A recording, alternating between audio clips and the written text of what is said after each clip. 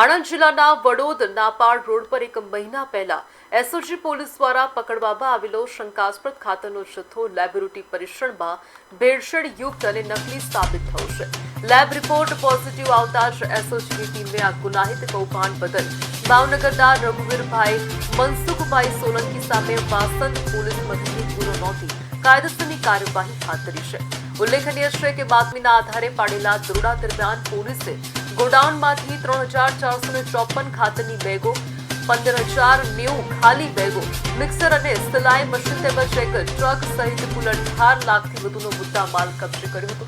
ખેડૂતોના પાક અને જમીનની ફળદ્રુપતા સાથે ચેડા કરનાર આ કૌભાંડનો પર્દાફાશ એસઓજી આણંદના પીઆઈ બીએમ માળી, પીએસઆઈ HR પ્રજાપતિ અને તેમની ટીમ દ્વારા કરવામાં આવ્યો છે અને હાલ આ મામલે વધુ તપાસ શરૂ કરાઈ છે।